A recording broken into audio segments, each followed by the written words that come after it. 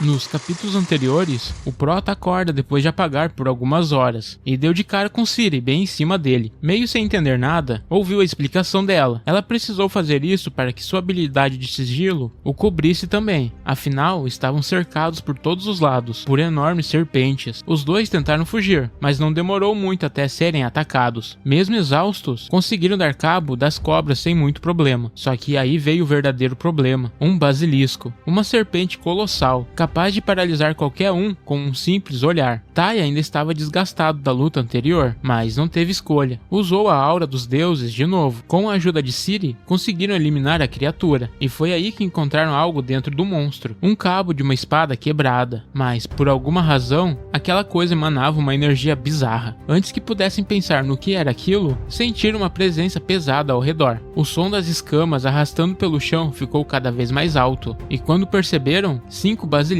estavam ali, cercando-os completamente. Agora, sem forças e sem saída, eles só tinham 2 opções: lutar ou morrer. E agora, os basiliscos se ergueram diante deles, imponentes e ameaçadores. Ciri analisava rapidamente os arredores, tentando achar qualquer brecha para escapar, mas não encontrava nada. Estão completamente cercados. O Prota, por sua vez, manteve o olhar fixo nos monstros, mas a tensão em seus olhos dizia tudo. Ciri perguntou, sem desviar os olhos das feras: ainda consegue lutar? Tai não respondeu. Tentou ativar a aura dos deuses, mas nada aconteceu. O corpo simplesmente não reagiu. Ele sabe que só pode usar suas sagas mais 2 vezes, e, sendo realista, isso não será o suficiente. A verdade é só uma: eles estão perdidos. Mesmo sabendo que não há saída, Tai segura firme a espada e assume uma posição de combate. Talvez eu morra aqui, mas pelo menos vou cair lutando até o fim. Ciri dá um sorriso discreto. Agora sim, você está falando como um verdadeiro guerreiro digno desse lugar. Essa palavra faz seu próprio ânimo crescer. Se for para cair, que seja ao lado de alguém que não tema a batalha. Sem hesitar, ambos gritaram o nome de seus deuses e se prepararam para enfrentar o ataque dos basiliscos. As feras rugem e avançam com tudo, mas no meio do caos, algo se move nas sombras. Atrás das criaturas, silêncios brancos se aproximam rapidamente. Ninguém os ouve chegando. De repente, um grito ecoou: viemos buscar vocês. É Rulf,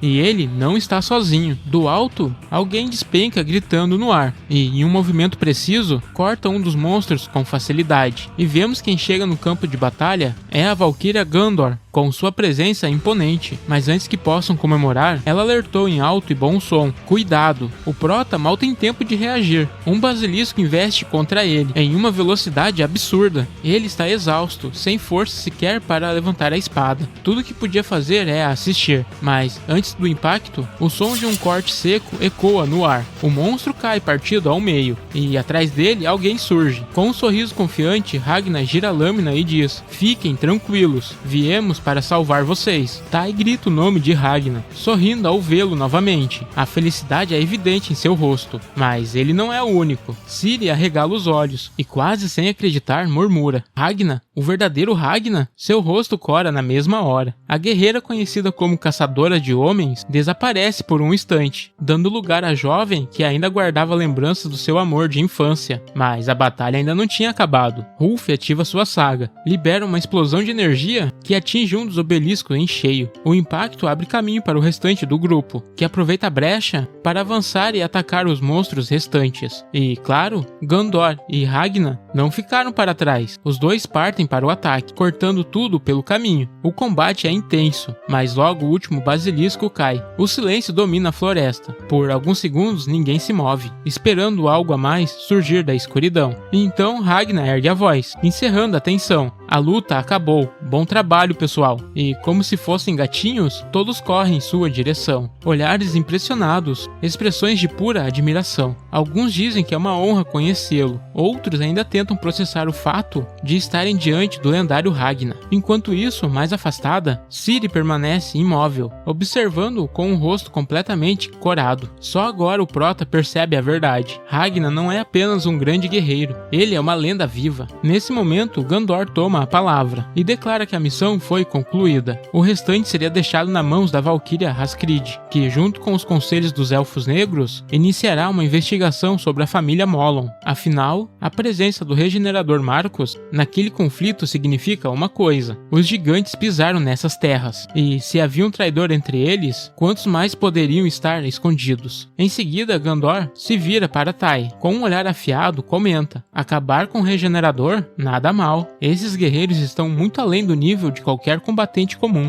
Vou relatar a sua força à deusa U. Ela certamente recompensará um feito como esse. Tai fica sem saber como reagir, mas então Gandor se exibe com um sorriso provocante e, com um som travesso, acrescenta: alguém com um talento tão desejável? Um arrepio sobe pela espinha de Tai, mas o que realmente o deixa nervoso é a sensação de olhares hostis vindo de trás.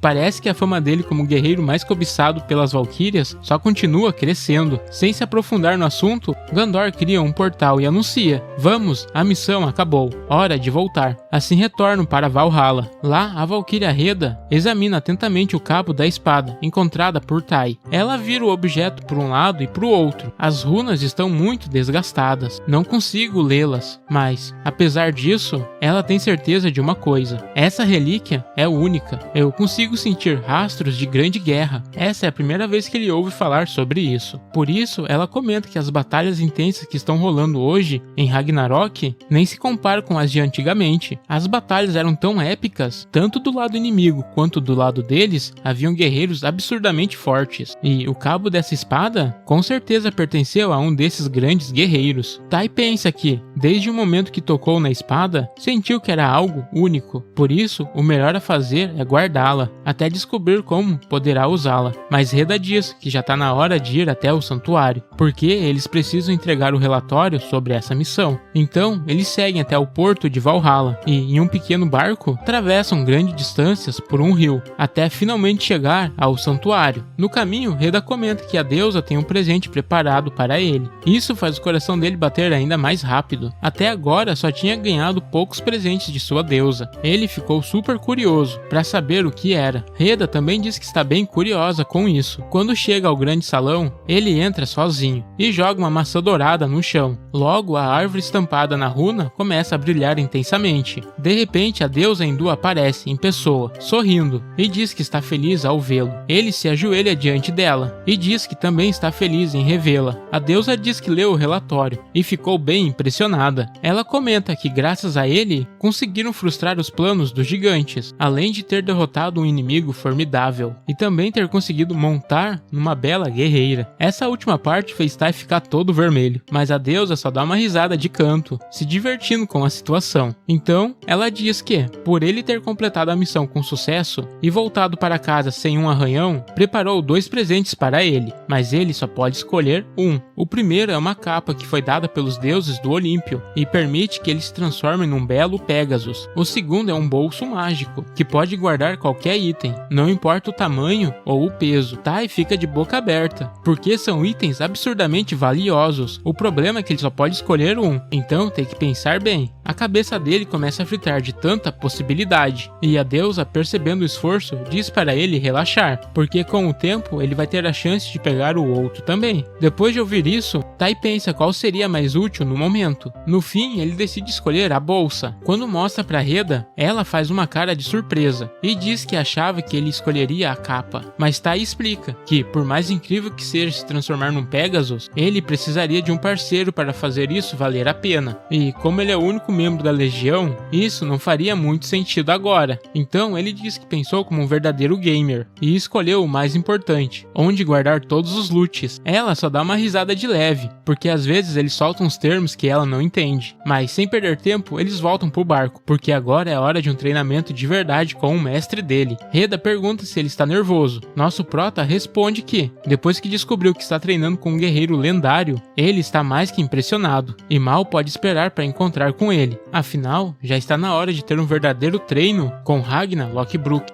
Finalmente começa o treinamento sério com Ragnar, mas o clima entre eles é tenso, completamente silencioso. De repente, Ragnar encara Tai com um olhar sério e pergunta: até onde você foi com Reda? Tai fica em choque e começa a gaguejar, perguntando o que ele quis dizer com isso. Ragnar diz que só está falando sobre o progresso de Tai nas lições e que ele deveria tirar os pensamentos impuros da cabeça, mas Tai não está muito convencido. Ragnar tá com aquela cara de quem sabe exatamente o que fez, jogando a pergunta cheio de duplo sentido. Enquanto se levanta, Ragnar diz: de qualquer forma, isso não importa mais. Reda havia pedido para ele ensinar tudo o que sabe sobre o poder divino, e para isso eles vão começar desde o básico, como aumentar o poder e o tempo de uso. Mas Ragnar já avisa: não vai ser fácil. Ele vai ensinar todos os detalhes, mas a maneira dele, ou seja, fazer Tai entender na marra. O Prota ainda estava se levantando, quando Ragnar, sem aviso, diz: se prepara, e sem dar tempo para respirar, Ragnar avança com tudo para cima dele. Tai mal consegue se defender desse ataque repentino. Ragnar, com um sorriso de quem sabe que tá pegando leve, diz: mostra suas sagas, porque mesmo que Tai tenha despertado a aura divina, ele não pode esquecer que o verdadeiro poder de Valhalla vem das sagas. Existem guerreiros muito mais poderosos que ele por aí, que não conseguem usar a aura divina, mas chegaram nesse nível só dominando suas sagas. Então Tai ativa a saga do guerreiro. Sua presença muda completamente, ficando mais ameaçadora. Com um grito de guerra, ele avança para cima de Ragnar com tudo, mas Ragnar já estava preparado, e nem preciso dizer que não tem como ganhar de um guerreiro de nível superior assim, né? No fim, Tai acaba estirado no chão, ofegante, enquanto Ragnar só observava com aquele olhar de quem sabe que isso só está começando. Ao ver que Tai tá tão acabado que nem consegue falar, Ragnar diz: enquanto você me enfrentava, percebi que você está falhando em duas coisas importantes. Primeiro, você precisa de uma saga de ataque. Mesmo tendo várias sagas para um guerreiro de nível inferior, quase todas são só de suporte, o que não vai te ajudar em combates contra guerreiros mais poderosos. Você deve ter percebido isso quando lutou contra o Regenerador, certo? Tai não consegue nem responder, porque Ragnar tá certo demais. Segundo, você precisa revisar todas as suas sagas. Tai faz uma cara confusa, sem entender o que ele quis dizer. Então, Ragnar explica: suas sagas estão incompletas. O erro que a maioria dos guerreiros de nível inferior comete é achar que suas sagas são fixas, mas elas evoluem conforme são usadas. Ele lembra que uma saga é uma história, passada de geração em geração, e, como qualquer história, elas mudam dependendo de quem as conta. Ou seja, sua saga pode mudar com o tempo. Tai nem deve ter percebido os novos usos que elas ganharam. Enquanto Ragnar se afasta, ele diz: isso é tudo por hoje, mas não esquece nenhuma palavra do que eu te falei, e tenta usar um pouco da aura dos deuses durante o dia inteiro, não importa o que esteja fazendo, comendo, sentado ou dormindo. Tai precisava manter sua aura sempre ativa. Se ele conseguir fazer isso, vai aumentar não só a quantidade de poder que ele pode armazenar, mas também o tempo que consegue manter a aura ativa. Enquanto vê Ragnar se afastando, o Prota decide tirar um tempo para descansar. Foi muita informação de uma só vez. Além do treino ter exigido tanto esforço físico, o desgaste mental foi maior. Já tá quase anoitecendo, e Reda tá preparando a comida. Do lado de fora, Tai tá junto de Ragnar, e ele tá com um sorriso confiante estampado na cara. Ragnar diz: pela sua aura, parece que você descobriu alguma coisa, hein? Tai dá um sorrisinho e estende a mão, ativando a saga da espada do guerreiro. Uma espada normal aparece na mão dele. O Prota diz, intrigado: essa é a espada que eu sempre invoco, mas tem algo diferente. Então, ele pega o cabo da espada quebrada, aquela que ele encontrou na missão. Ele aplica sua saga no cabo e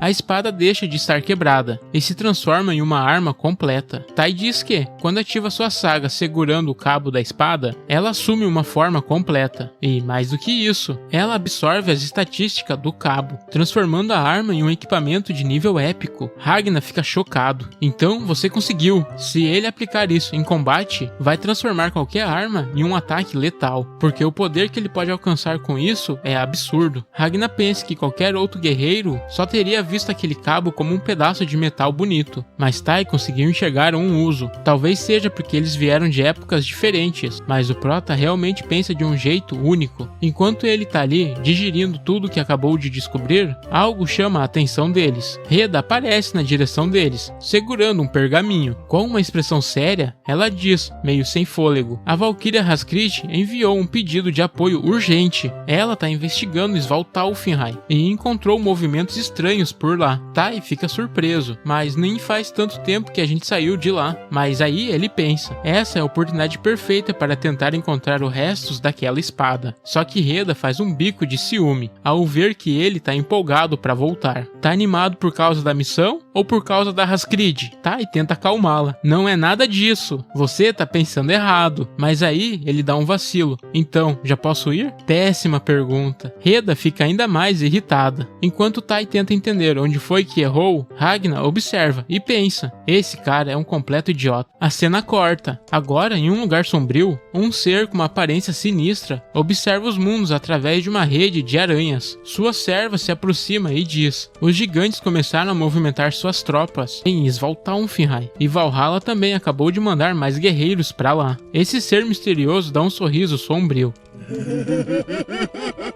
cheio de malícia. Mal posso ver o quão divertido isso vai ficar. Um tempo se passa. Tai chega à terra dos Elfos Negros, mas ele não tá sozinho. Os membros da Legião de U também foram chamados para a missão. Logo na chegada, eles foram recebidos por um guerreiro musculoso pra caramba, que foi direto até Tai. Então você é o famoso Tai, hein? Já ouvi bastante sobre você. Esse cara é da Legião de Odin. Também é um guerreiro de rank inferior, mas ele foi escolhido para guiar todo mundo até a base. Ele diz que preparou 30 cavalos negros para eles, já que outras legiões também enviaram guerreiros para essa missão. Enquanto eles estão atravessando o bosque sombrio, Tai começa a se incomodar. Cara, tem alguma coisa errada. Por que tá tão desconfortável esse cavalo? Aí ele pensa, preferia muito mais estar montado em um dragão, ou até nos Silêncios Branco. Ciri escuta e começa a rir. Você virou mesmo um guerreiro, hein? Agora já tá com gostos refinados. Só que tinha algo estranho no ar. Rulf tava com uma cara péssima, bem mal-humorado mesmo. Tai percebe e pergunta, o que há com ele? Ciri responde, meio sem paciência. Fizeram ele voltar das férias para essa missão. O guerreiro musculoso diz, a base já tá perto, vamos acelerar o ritmo. Eles partem em alta velocidade, mas de repente, algo corta o clima.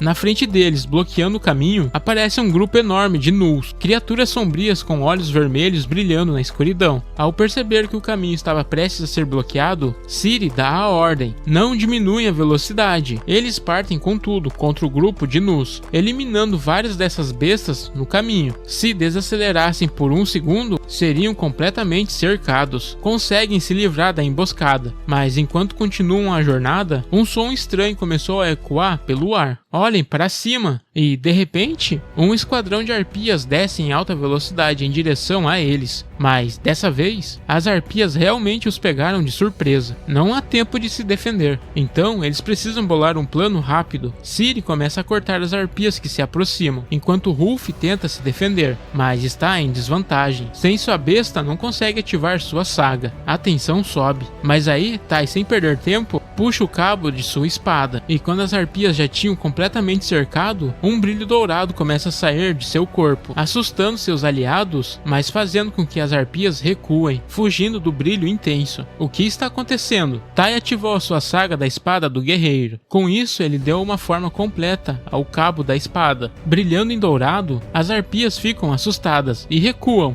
enquanto Tai começa a expulsar as arpias com uma onda de energia. Com um olhar desafiador, ele se prepara para contra-atacar. E assim termina. Fiquem prontos para ver o que vem por aí. Até a próxima!